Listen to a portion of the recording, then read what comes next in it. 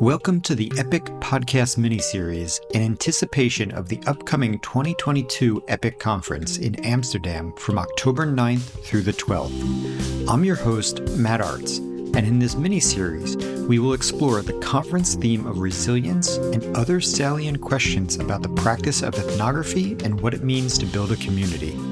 I'll be joined by guests from around the world who are either part of the conference committee or presenters. Hope you enjoy. Hi, everyone. Welcome back to the EPIC podcast miniseries. I'm here today with Therese Torstam and Dana Girdowski, and we are going to be talking about ethnographic value and impact.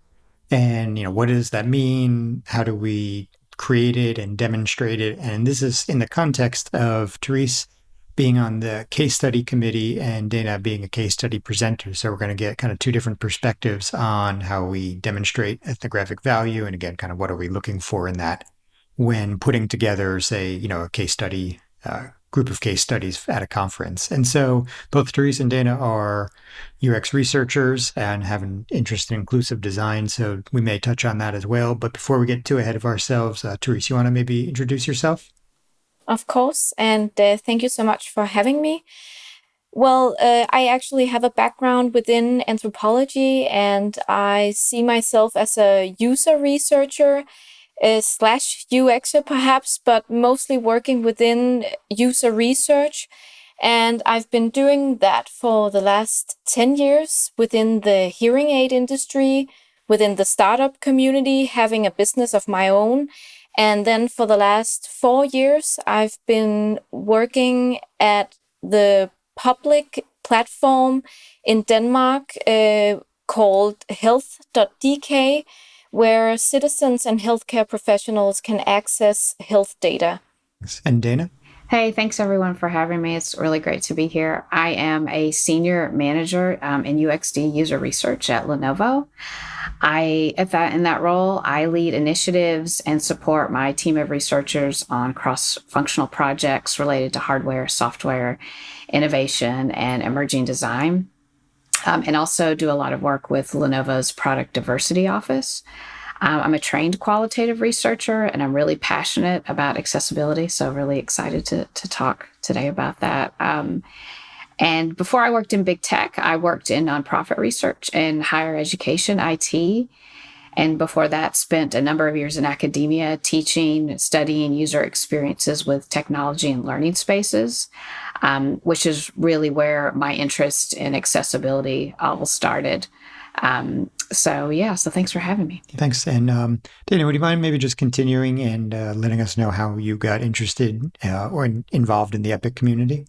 Yeah. So again, I'm relatively new to big tech, again, after having that background in nonprofit and education. So I've been working in big tech at Lenovo for a little over a year. And that's when I started learning about EPIC by following other researchers in the UX community and learning about it in that way. Just really excited when I sort of stumbled upon other industry researchers and learning about, the resources that were available through EPIC and the communities and the conversations that were happening there. It seemed really exciting, especially related to a lot of the types of research that really energize me and excite me, which is, field work and really being able to have those rich ethnographic experiences and doing generative and exploratory work. So it's about a year ago.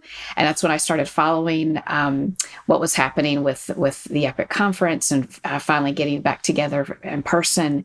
And given the kind of work we were doing at Lenovo, the projects we were leading related to accessibility and working with users with disabilities, it just seemed like a really great opportunity to get involved at that point. So that's when I threw my hat in the ring with our team on a project that we were working on, and the rest, as they say, is history. So I'm really excited to be attending my first EPIC this year. Super exciting. Wonderful. Have you, just out of curiosity, come together in other communities of practice since the pandemic started, or is this your first sort of major in person? This is my first major in person, and I'm so excited. One, to just be with other humans in a physical space. I've heard this from other colleagues as well in the community, and had certainly my share of really robust and great online conference experiences. But given that I'm a trained qualitative researcher and ethnography really field work brings me a lot of joy. It's really awesome, I think, to be able to be back in a physical space with other folks who are just as passionate about this kind of research as I am. Yeah, great. Yeah, the previous episode was also on embodied experiences, and everybody just kind of keeps talking about having that experience at the conference. So just wanted to sort of tie that, pull that thread through. But thanks for sharing that. And Therese, so you're coming at it from the perspective of the case study committee. So tell us a little bit about, again, how you discovered EPIC and how you particularly got involved with the case study committee this year. Yes, so I've actually always been following EPIC and the EPIC community since I was a student, and I've been like putting it up on a pedestal and being like, one day, one great day, I'll be there. So I attended the last 2 years. So it was from my home office I attended. So this is also my first in real life EPIC conference, and so I'm super excited about that. And the way that I've got involved within the case study track was that I think I was very enthusiastic throughout the online conferences, and some of the members from the EPIC team saw that and reached out to me to see if I could co-chair the EPIC case study track. And the case study track is really focused on the impact of ethnography within business.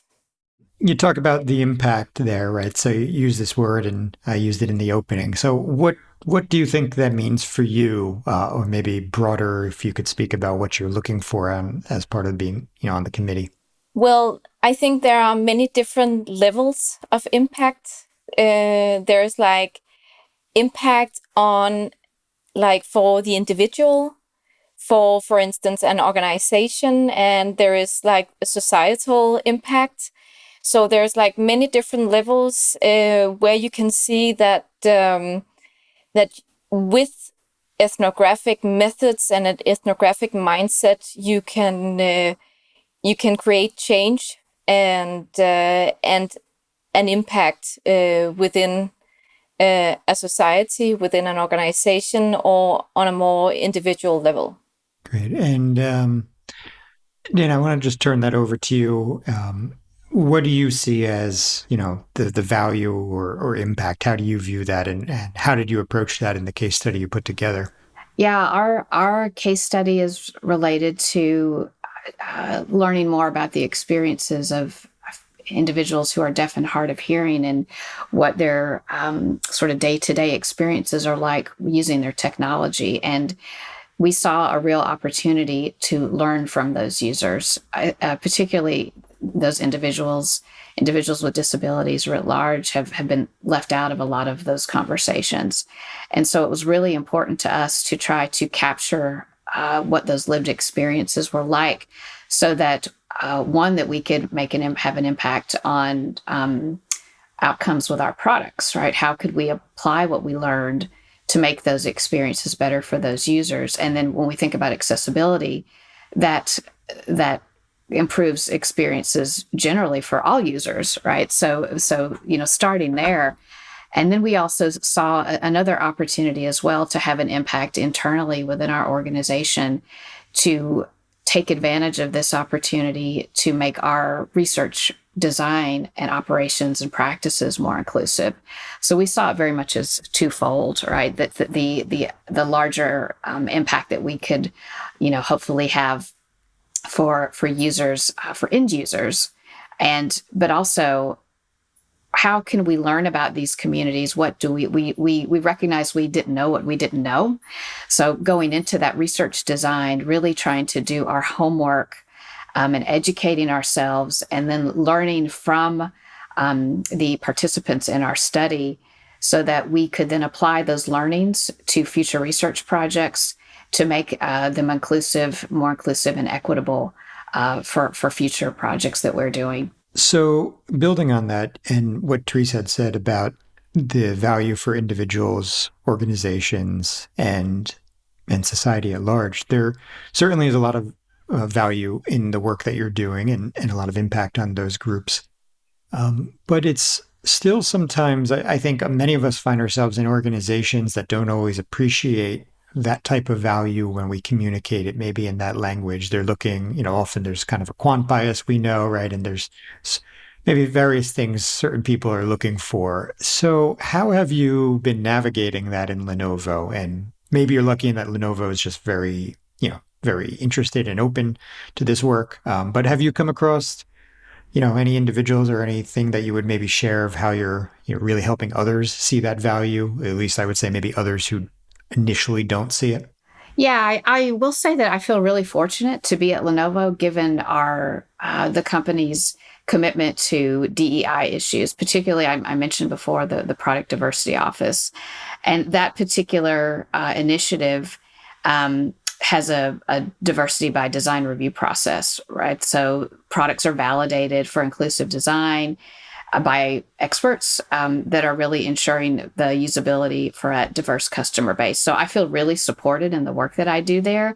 But to your point, I think that in other circles and some other organizations, that those conversations can be a little more challenging to have when folks are not as in the know or educated about other kinds of lived experiences.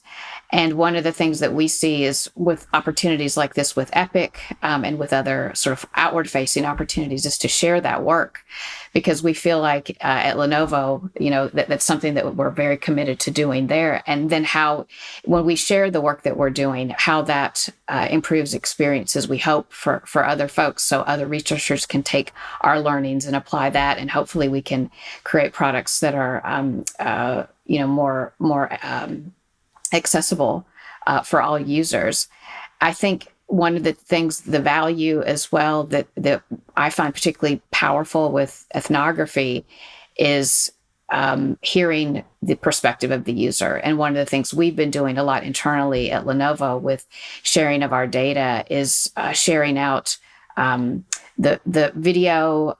The mobile ethnography is something that we did with this particular project. So we had this really unique opportunity to see inside the lives of our users, so they could give us tours. And we had this both moderated and unmoderated opportunities with video, really rich data that then we shared out internally. And that had a really big impact, right? Hearing and seeing and getting a real sense of what that was like with video and hearing from the actual perspectives from our users. And I'm looking forward to being able to do that now with our EPIC presentation as well. We've got some really rich video examples that we're going to be sharing that we're really excited about.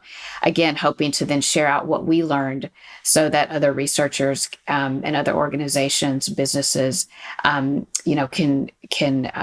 perhaps apply some of the things that we learned in that context. Great.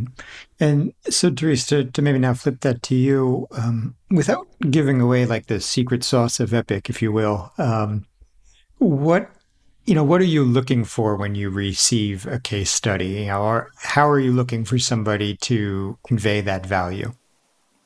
Well, we've been having a lot of great case studies this year, and it's been really tough to share a bit about the process. We have a lot of volunteers, so it's not only me and the other co-chair, Lisa Kleinman, who's terrific, but it's a lot of different people coming together from the community and who are reading through all of the case studies, and we're agreeing upon what is it that we're actually looking for.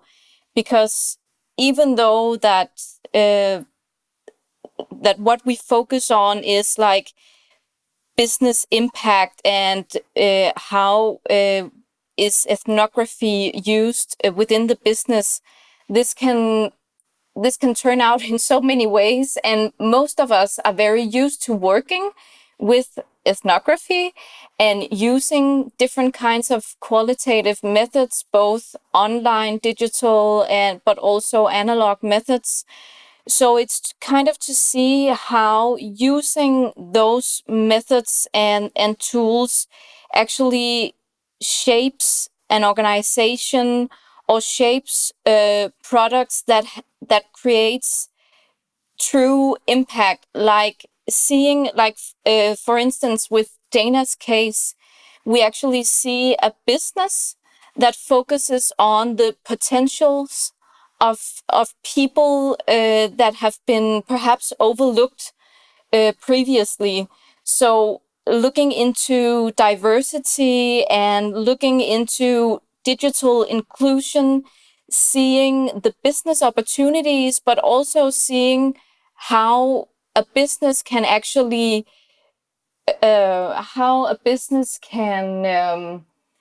influence society in some kind of way.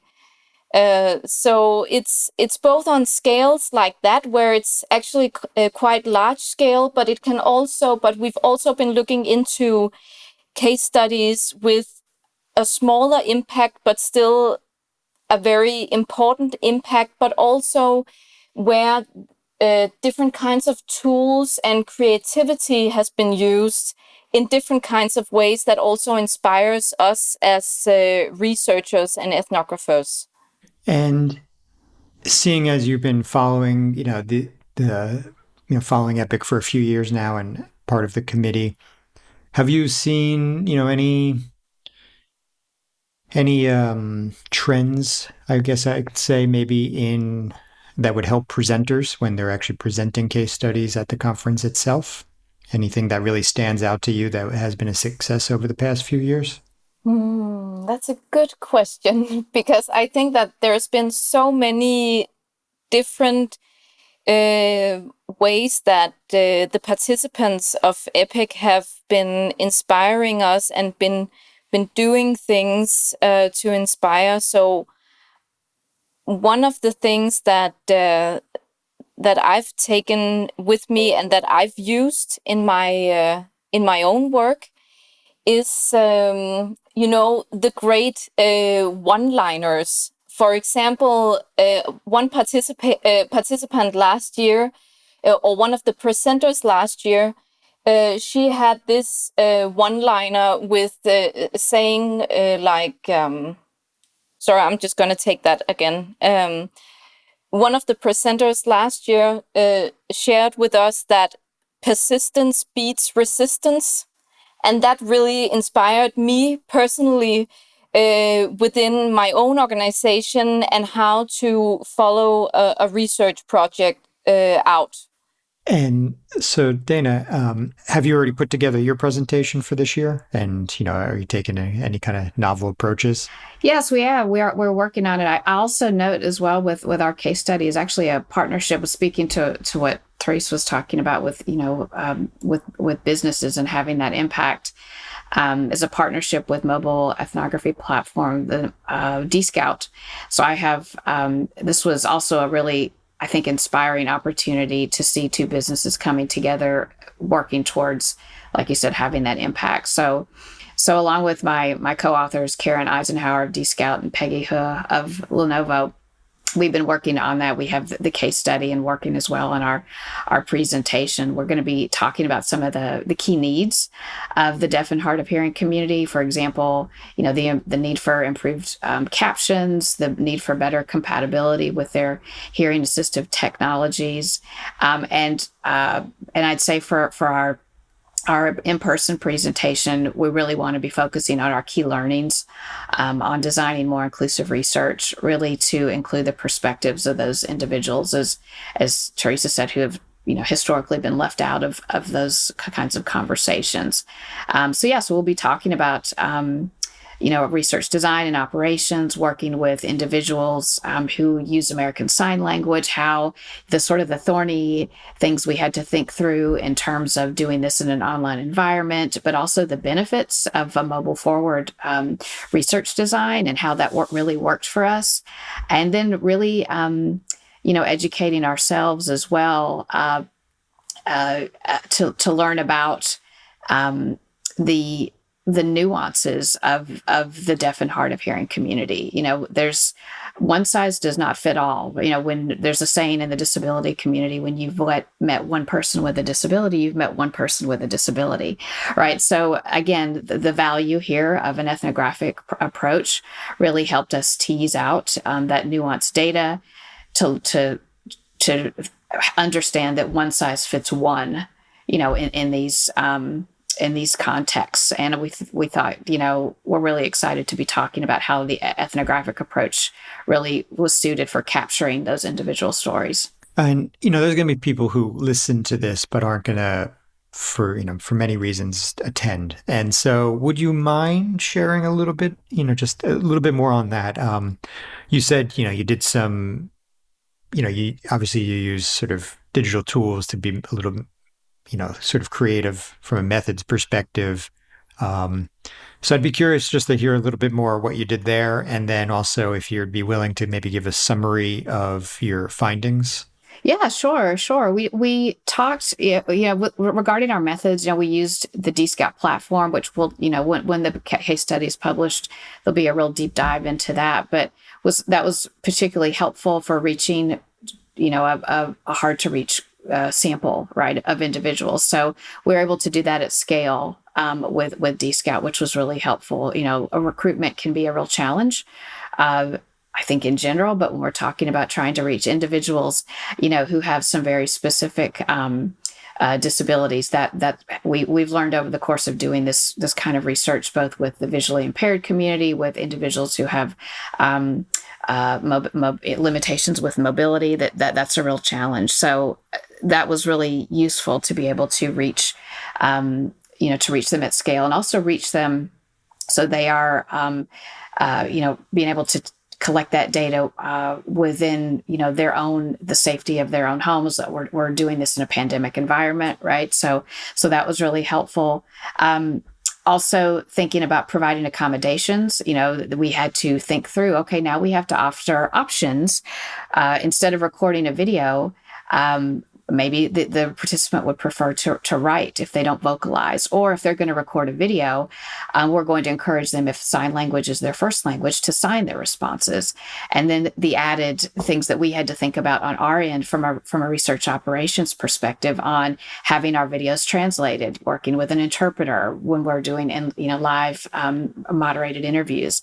So a lot of really key learnings for us on creating an accessible research environment. From that side of the house. But as far as key learnings, we learned so much from our users about some of the pain points and challenges that they had working in video conferencing. When we think about a lot of these video conferencing tools, key in on audio. So when you have someone who doesn't vocalize, that becomes an issue with them being able to fully participate. Things like that, as well as captioning. We certainly learned both from our users and also working with automatic speech recognition is far from perfect, right? And so when we think about captions and how those can be both helpful, but also there's a long way to go that we have to go with that technology to make it better and those improved experiences. And just thinking more about compatibility. Those are some of the key takeaways for us in terms of how can we improve technologies so that they are more compatible with devices like hearing aids and cochlear implants, so that those can pair in easier ways and be used across platforms and be used across devices. Great. Thanks for sharing that. I think that's certainly a lot of value, I would say, to piggyback on the theme here for those who are listening. Obviously, not all of us are maybe, as deep into accessibility as some. And so I think that's just helpful to really educate the community at large. And so sort of building on that, Therese, you on LinkedIn had wrote what was more or less like, you could say, a little case study on digital inclusion in public health with the work you were doing with the Health app. So, just sort of continue on in this theme with broadly inclusive design and communicating value. You want to maybe just tell us a little bit about that and what you tried to do in your own post there? Yes, so the last year I've been working on this research project because during COVID, our company support team uh, had a lot of people on the phone who didn't speak Danish, and our platform is only in Danish. So they were struggling a lot with navigating our website. They had to use our website or our app to, for instance, get a COVID test result or a COVID passport, which was a thing that you had to use to get into restaurants and travel abroad and everything during the pandemic. So this was one of the cases that kind of inspired me to say we need to look into the ethnic minorities in Denmark, which actually is 14% of the population. And we need to understand not only how they interact with our digital solutions, but also how they navigate within the healthcare sector. And then, of course, also how they navigate our platform and understand our platform. And the reason why I shared this article on LinkedIn was just to share the insights, because I think that many people around the world are even though it doesn't have to be within the public sector, it might as well be within the private sector or NGOs or whatever, but looking into like our world is so digital, and sometimes it's not easy to navigate the digital world. In Denmark, we're front runners in digitizing the whole public sector. But actually, new research shows that up to 22% of the population actually struggle to use our digital solutions. So that was why I wanted to share the insights from this research project with the user research community, actually, and to just share like some of the insights was that even though I was focusing on ethnic minorities in Denmark, some of the insights actually or the recommendations within the project could actually help a lot of different people, not only people where there's a language barrier or stuff like that, but also help people that perhaps find it difficult to read because many of these public platforms has a lot of text. So just like simple things as using more video, using graphics to within your content, and small things like this that can create a huge impact for the individual. Great. And so, for me, that brings up something that I think many of us struggle with, which is when working in business, oftentimes, we've signed agreements that prevent us from sharing, most of the research and the data.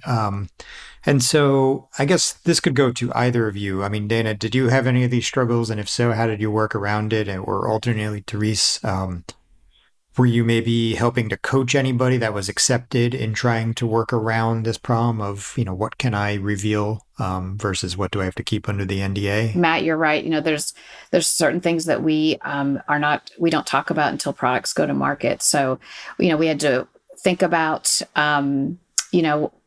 in terms of the recommendations we were making and what we were sharing out with the EPIC community as well. But I will say that given that this project was generative and exploratory, and that the things that we will be applying are in our project planning for, in the next several years, that we felt that the recommendations that we were making and the insights that we were gleaning would benefit when we think about, keeping those sorts of things to ourselves, when we can understand that the impact of sharing out, some of these data with communities like EPIC and others, that it raises it improves the experience for everyone, and that's really important, I think, to Lenovo and our user experience researchers, and especially as well to our partner at DScout. And DScout talked a lot about that and has some really interesting things they're going to be putting in place that they'll be talking about very, very soon, right, to improve accessibility on that front. So they've been a great partner to work with, but yeah, it is a challenge. It's that sort of line that you walk as well. But Lenovo also recognizes the importance of sharing this information out as well, because those recommendations, as Therese says, have the potential and the power to make experiences better for all users. And when we're thinking about underrepresented groups, that's especially important. But I think, too, to your point, Matt, earlier, too, about sort of making the business case for these sorts of things, too, that what we have tried to impart at every opportunity is the value of that inclusive design, that universal design that benefits all, right? So if, I think Therese had a great example with talking about digital content, right, with the study that she did. When we think about improving captioning, think about the number of folks who use captions who don't have a specific type of hearing loss, right? We have folks who have situational considerations. They're in a noisy environment, or they're in an environment they need to be really quiet, or we have, there's captions there's really interesting studies being done now on captions on how they're becoming so universally used, right? And so many technologies started out,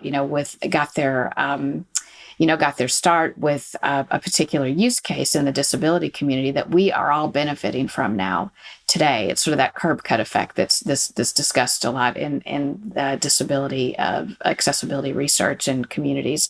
So, but yeah, it is trying to walk that line as well, but also acknowledging that this work is really, really important, and that it's we feel with our responsibility to be good corporate citizens to share that out as well. Great, thanks. And Therese? Yeah, I really agree with Dana about having this kind of explorative research study, but also I see this as a huge luxury when working within the public sector in Denmark, because I really share the knowledge we get from our different research project, or I really share I really like to share the research findings we have from our different research projects, and I feel like I have an obligation to actually do that, because it is public research in some kind of way, and so many people could benefit from these insights that are more general and could be used in many different kinds of businesses, organizations, or within the public sector. All right. Well, wonderful. Thank you both for taking the time. Dana, good luck with the presentation. And Therese, thanks for all the effort you put into reviewing the case studies. Hope you both have a wonderful time at the conference, and we'll hope to chat in the future. See you there. Thank you. Thanks for listening, and be sure to check out the EPIC website at epicpeople.org, and follow, subscribe, and share to help us build some anticipation for this year's conference being held in Amsterdam from October 9th through the 12th. I'm your host, Matt Artz. Until next time.